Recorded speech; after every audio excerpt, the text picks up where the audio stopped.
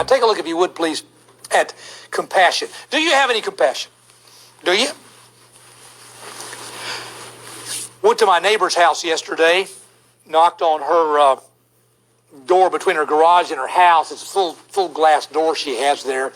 Always makes me nervous to go over and see those people, because when you walk up to the door, you can see in their house.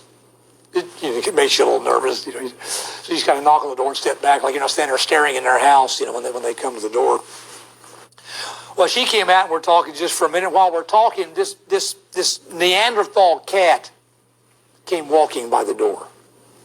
It was huge. It looked like something from the Mesozoic age. That cat was that big around and fluffy. So it looked that big. It was a huge, huge cat.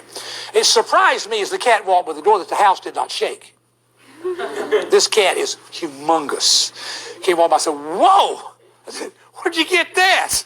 She said, oh yeah, that cat just sort of came through the dog door one day, and it was emaciated and sick. I said, well, you took care of that, didn't you? This cat could be a spokesman for Weight Watchers. Compassion.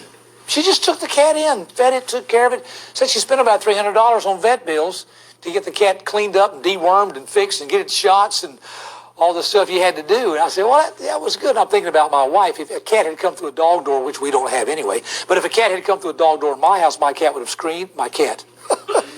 My wife would have screamed, grabbed that cat, and chunked it out the back door. And it could just die in somebody else's backyard. She just doesn't want animals in the house. We were driving down the road to take a weekend off here a few weeks back, and it's at night, and we're driving about an 18-mile stretch of road where there are a lot of deer. We see deer every time we go through there at night. They're usually standing in the ditch eating on the side of the road, and the headlights hit them just for a second.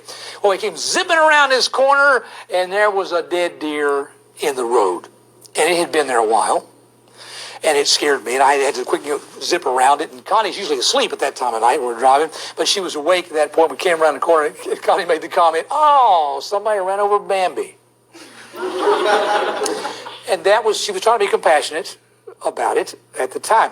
Do you have real compassion? I told you that time I was about 9 years old, my dad ran over a cat. The cat was up on the wheel well, and he pulled back and ran over the cat. And the cat's kind of flopping around on the driveway. It's not dead yet. And my mother hands me a hatchet and says, go put that cat out of his misery. So I walk out into the driveway. There's this cat, Jimmy. And I'm standing over him with this hatchet. And I'm going,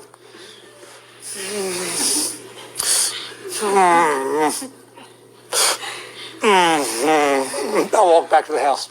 I said, Mom, I can't do this. I said, I know that cat needs to be put out of his misery, but I cannot do it. She said, give me the hatchet. She walked down to the driveway and just, bye, kitty, kitty. And he was gone. Now, that was an act of compassion. I couldn't do it. I just couldn't kill the cat. I was 9 years old. Think about the trauma my mother tried to inflict upon my life. Go out there and kill that cat with a hatchet. I couldn't do it. I was never a kid that shot birds with BB guns.